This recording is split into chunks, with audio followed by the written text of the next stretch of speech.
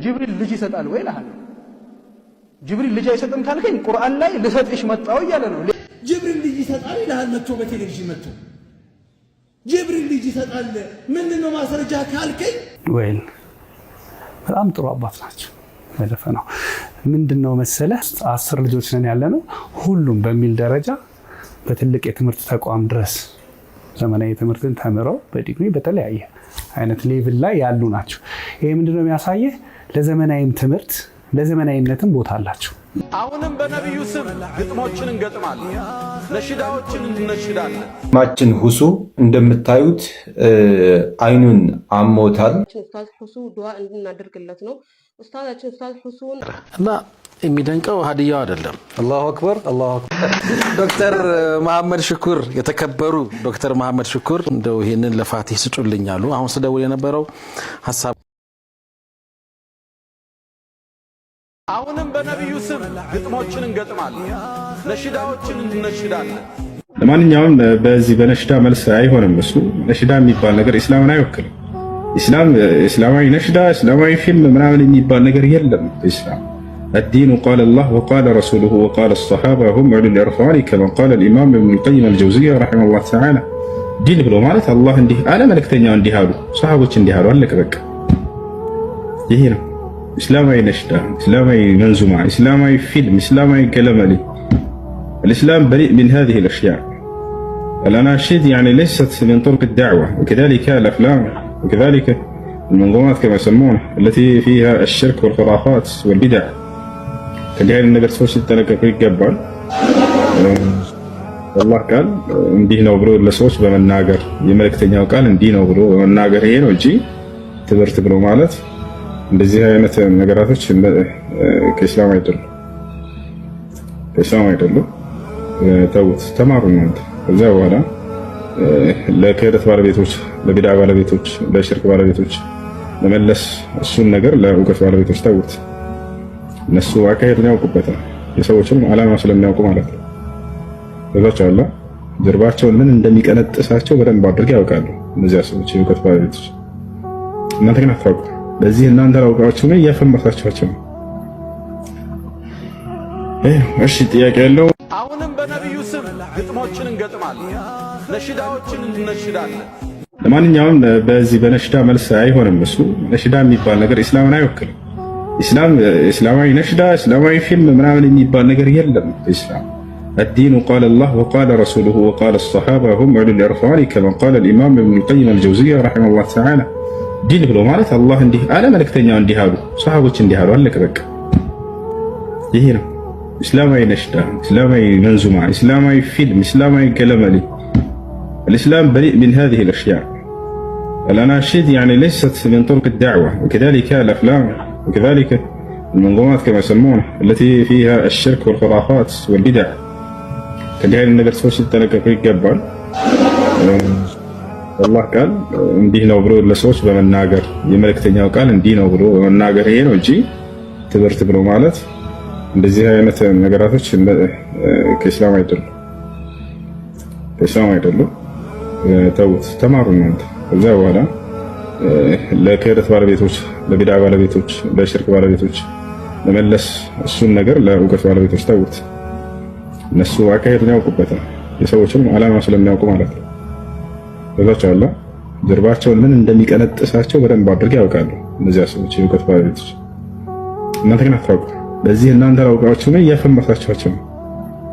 ሁሉም ባለቤት አለው እያንዳንዱ ጉዳይ ቀርቦ አንዳንድ የተቹም ሰዎች በቅርበት የሚያውቁን ስለሆኑ መጠየቅ ይችሉ ነበር። ኤንዌይስ የሆነ ሆኗል። የፈሰሰ ውሃ አይታፈስም። ግን ለአውቆ ለተኛው ሳይሆን ጀስት ባለማወቅ ጅምብር ውስጥ ላለ ማጥራቱ ጥሩ ስለሆነ በዚህ አጋጣሚ ላንሳው። ይሄ ምልህ 7000 ምናምን ካሬ ሜትር አሁን የተያዘ ሳይሆን ከ20 ዓመት በፊት የነበረ ይዞታቸው ነው እና ይህ ይዞታ እሳቸው መንፈሳዊ ቅድም ያልኩ በገጠር ያሉ ኢትዮጵያ ውስጥ ከ3000 በላይ ሐሪማዎች አሉ። በገጠር ውስጥ ምንድነው እንደ ከተማ መስጊድ ብቻ ሳይሆን የሚኖረው ሙሉ የሃይማኖት ተቋም ነው፣ መንፈሳዊ ተቋም ነው እና ልክ እንደ ገዳማት ልንወስደው እንችላለን። ስለዚህ ይሄን ነገር እዚህ ማስቀጠል ስለሚፈልጉ ነው እና ሲጀምር የመጀመሪያው የተሳሳተው አባባል ቤታቸው ተቀበሩ የሚለው ቃል ነው ትንሽ ውዝግብ የፈጠረው። ቤታቸው ሳይሆን የተቀበሩት ተቋማቸው መስጊዳቸው ከመስጊዳቸው ጎን ደግሞ መካነ መቃብር አለ 1000 ካሬ ሜትር የሚሆን ማለት ነው።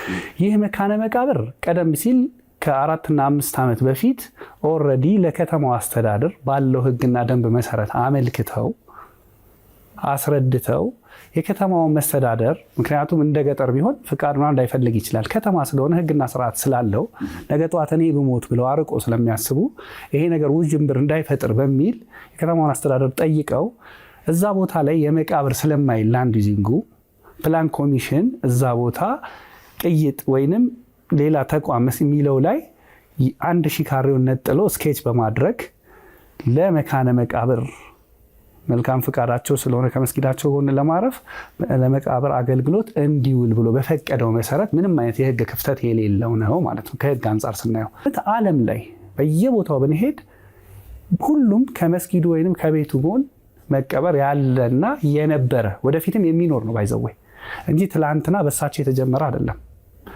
እና ወደ ሀገራችን ደግሞ ስንመጣ ቀደም ሲል የነበሩ መሻይኾች ኦልሞስት ኢትዮጵያ ውስጥ በአራቱም ማዕዘን ከ3000 በላይ የሳቸው አይነት የሃይማኖት አባቶች ዑለማዎች በመስጊዳቸው ጎንና በቤታቸው ጎን ነው የተቀበሩት። አዲስ የሆነው ምንድነው እንደ ከተማ ስንመጣ ያልተለመደ ነገር ስለሆነ ነው። እዚህ ጋር ይሄን የሐሪማ የመሻይኾችን አካሄድ ነባሩን በዩኔስኮ መመዝገብ ያለበት ቅርስ ነው። ገጠር ላይ ያሉ ሰዎች የራሱ የሆነ ሴታፕ አለው።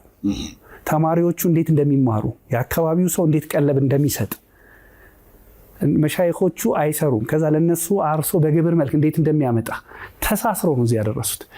ስለዚህ ይሄንን ሲልሲላ ሰንሰለት ነው ተዋረዱ እንዳይበጠስ ያደረጉት። ስለዚህ ምንም የህግ ክፍተት የለውም በሸሪዓ አኳያ። እኔ አሁን ሸሪዓውን ብዙ እዚህ ላይ ማብራራት አልፈልግም፣ ምክንያቱም የሃይማኖት ምሁራን አሉ።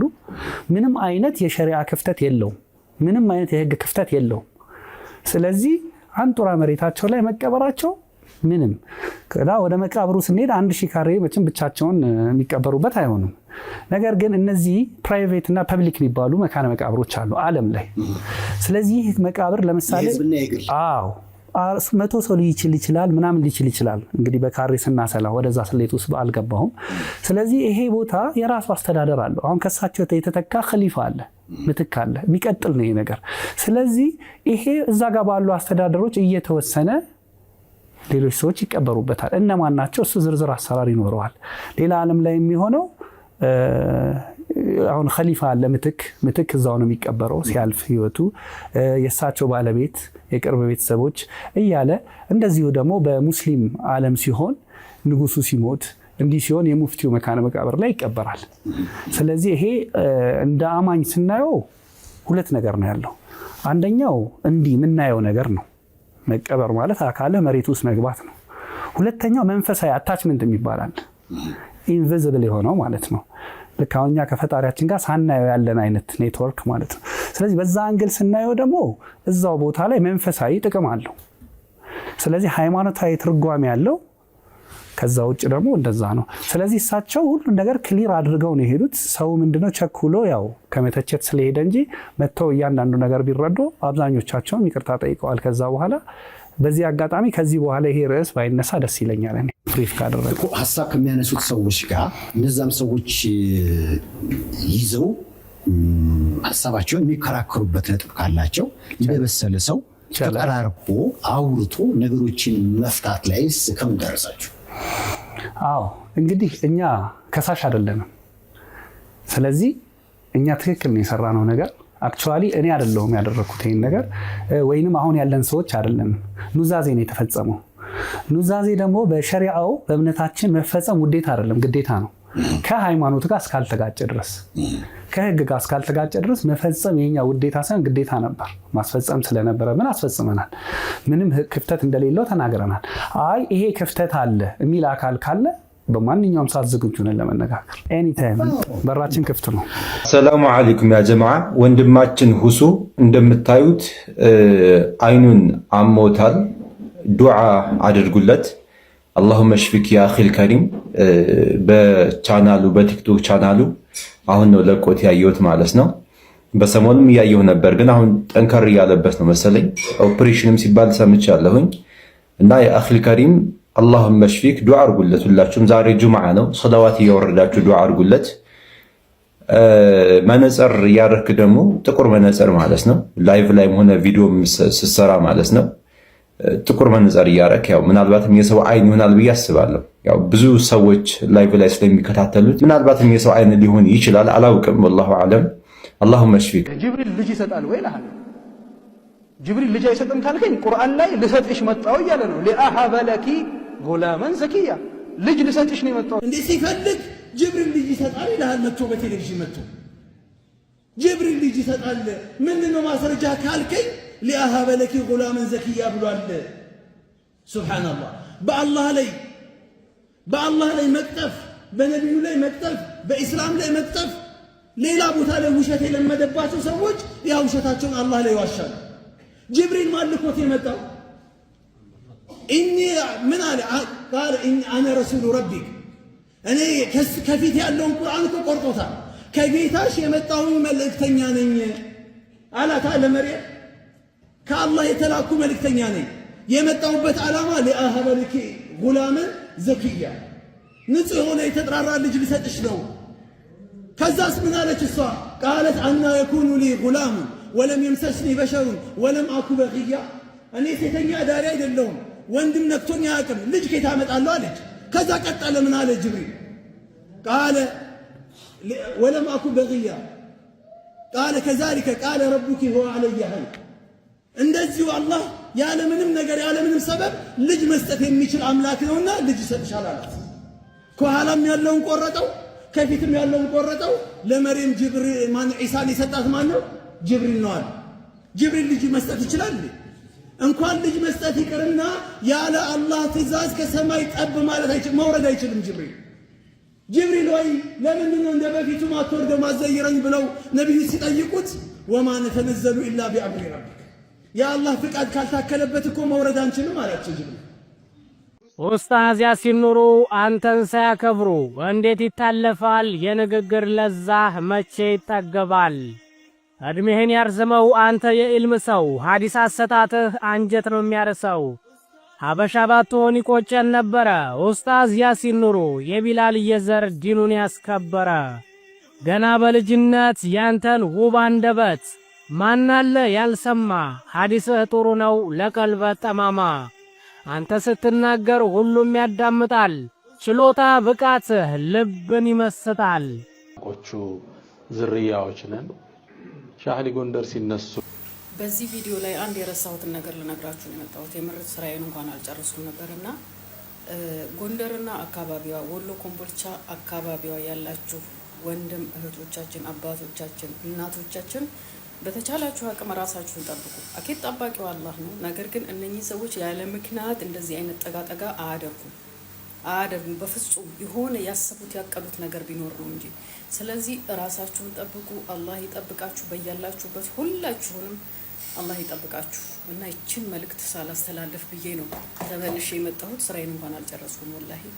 እና የሚገርም ሁኔታ አንድ እንግዳ ዛሬ ቢሮአችን መጣ። እያንዳንድ ሰዎች የማስተዋል የማስታወስ ነገሮችን አርቆ የመመልከት አቅም ስጦታ ይደንቀኛል። የኚህም ወዳጃችን ስጦታቸው ከምደነቅባቸው ሰዎች አንዱ ናቸው።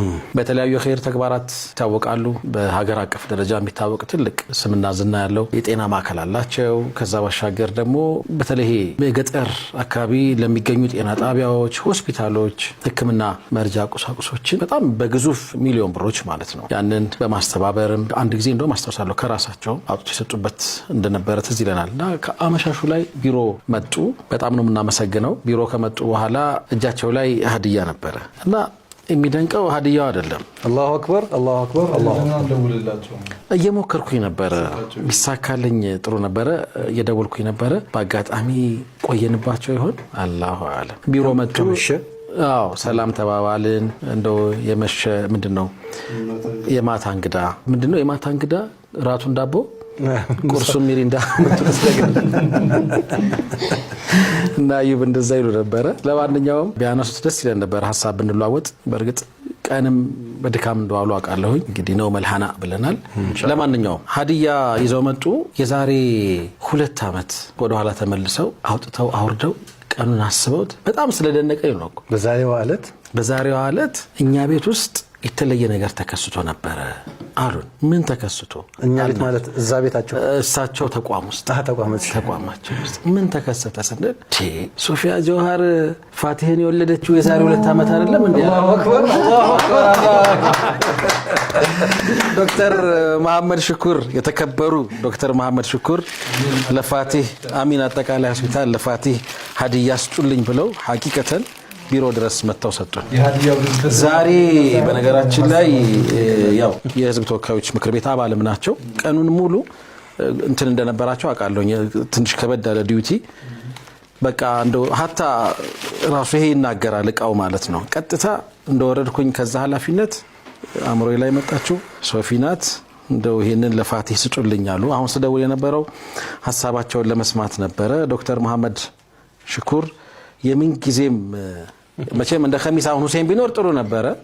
ደስታ ነው ሀዘን የሚያስለቅስሽ? ሁሴን ቢኖር ጥሩ ነበረ። ሁሴን ኸድር ሁሌም ያው በኸሚስ ላይ ተከፋፍለናል የምናስተዋውቀው የጥንቱ የጧቱ እያለ ነው የሚያነሳው። እንግዲህ ዶክተር መሐመድ ሽኩርን ብዙዎቻችን እናውቀዋለን። እንኳን ደስ አለሽ ሶፊ፣ ፋቲህ 2ኛ ዓመት ሞልቶታል። እንደዛ ነው አይደለ? በጣም የሚገርም በጣም ለዛ ነው የአንዳንድ ሰዎች የማስተዋወቅ እንትን ያልኩት በጣም የተለየ ነገር ነው። እንግዲህ እለቱን መግጠሙ ደግሞ የፈቲያ ተማም ሂደቱ ደግሞ እስቲ ምን ያሳየናል በጋራ የምናየው ይሆናል ኢንሻአላህ። እንዴት ነበረ የዛሬ 2 ዓመት አስታውሳለሁ። በጣም ይለይ ነበረ አይደለ? ራሱ አንቺም ትንሽ ከበድ ያለ ነገር ውስጥ ነው የነበርሽው። ሕክምና መስጫ ተቋም ውስጥ የነበሩ ዶክተሮቹም ነርሶቹም አጠቃላይ ራሱ ክፍሉ ይለይ ነበረ። በዚህ እንትንም ሰርግሽ ላይ የተለየ ነገር አለ። እንደ ብዙ ነገራችሁ እኮ ተገናኘና በጣም ነው የምናመሰግነው ዶክተር። አንዴ ለዶክተር በጣም አመሰግናለሁ። ከምስጋና በላይ አላውቅም። ቃል ሁሉ ጊዜ ያጥራልና የዛሬ ከ3 ዓመት ቀደም ብሎ ያው የሰርጌ ዕለት በአላህ ፍቃድ ልክ ትዳር ከያዝክ በኋላ የምታስበው ልጅ ነውና ምናልባት በቃ የአላህ ፍቃድ ከሆነ የዛሬ ዓመት የልጅ እናት እሆናለሁኝ። ስለዚህ የልጅ እናት ስሆን እንዴት ነው መስለው የሚለውን ለማየትና በዛን ዕለት እኔ ባገባሁበት ዕለት የወለዱ እናቶችን መዘየር ፈልጌ ነበርና በሰርጌ ቀን በሰርጌ እንግዲህ በሰርጋችን ዕለት ከፕሮግራሙ በኋላ ወደ አሚን ሆስፒታል ነው እንግዲህ ከነ ፕሮግራሙ ልብስ ሄድ ነው የነበረው። ብዙ እናቶችን ማዋለጃ ክፍል ገብ እንኳን ደስ አላችሁ ብዬ ዘይሬ ነበር። ዱዓም ተቀብዬ ነበር። የሁሉም እናቶች ዱዓ አንቺም ለዚህ ማዕረግ ያብቃሽ ነበርና ትልቅ ዱዓ ነበረ። የአላህ ፍቃድና መሻቱ ነው። ልክ ዱዓው ደርሶ አላህን ፈቅዶ ልጅ እናት ሆንኩኝ። የዛሬ 2 ዓመት ጥቅምት 20 ገርማ እለቱ ማክሰኞ ነበረ። ከምሽቱ 12 ሰዓት ነበር ልጄን የወለድኩት ፋቲህን። እንግዲህ አላህ ለሁሉ ነገር ፋቲህ አድርገው በጣም ቆንጆዬ ልጅ አልহামዱሊላህና በሰዓቱ ያው በሰርጀሪ ነበር የወለድኩት የነበረው አሚን ሆስፒታል። ያው 9 ወር ሙሉ የተከታተልኩበት ነው። ከዛ ውጭ ደግሞ የወለድኩበትም ቦታ ነበርና ሰርጀሪ ስንሆን ደግሞ 3 ቀን መተኛት እዛ ይኖርብናል።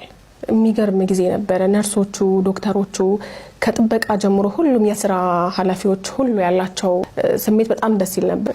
አንድ ባይሆን ሁሉ የሚባለው ነገር ነበር። ከወለድኩ በኋላ ህመም ጫና አድርጎኝ ነበር። እመላለስ ነበር። ለአንድ ወር ያህል ተመላልሻለሁኝ። ወይ እዚሁ ተታረሽ ብለውኛል። እንደውም ማለት ጠዋት ማታ ከሰዓት መመላለስ ነበር የነበረው። ከፍተኛ ህመም ነበርብኝ። በቃ ለምን እዚሁ እናረስሽም ከልባቸው ነው ግን ሲሉኝ የነበረው እንደዛ። ምክንያቱም መመላለሱ በራሱ ንፋስ ሲመታት አንድ አራስ ሴት ጥሩ ነገር አይሆንምና እዚሁ ሆነሽ አንደኛሽን በደንብ ከዳንሽ በኋላ እንደው ብትመለሽስ የሚል ሐሳቡ ላይ ነበራቸው። በዚህ አጋጣሚ ሁሉንም የአሚን ሆስፒታል ሰራተኞች በሙሉ ዶክተሮች፣ ነርሶች ከካርድ ክፍል ጀምሮ ሁላችሁንም እጅግ አድርጌ አመሰግናለሁ። አላህ ያክብር። ደግሞ የተንከባከባችሁኝን ያው ልጄ ደግሞ ነገ አድጎ ለሌሎች የሚጠቅም ለዱንያ ኸይራ ደግሞ መልካም ይሆን ልጅ ያድርግልኝ። ዱአ አድርጉልኝ። ዶክተር መሐመድ ሽኩር እጅግ አድርጌ አመሰግናለሁ። ወላሂ ቃላት የለኝም። ምስጋና መመለስ የሚቻል ወይ ደግሞ የተደረገልን ውለታ መመለስ የምንችልበት ይሆን ልውውጦች ቢኖረው ኖሮ ምናልባት አላቅም ያን ማድረግ በቻልኩኝ ነበር። ግን ምንም ልውውጦች የለውም። አንዳንድ ውለታዎች በቃ እንዲሁ አላህ ዘንድ ብቻ የሚቀሩ ናቸውና ምንዳቸው ከአላህ ነው። አላህ Subhanahu Wa Ta'ala የልባቸውን መሻት ያድርግላቸው። በጣም አመሰግናለሁ።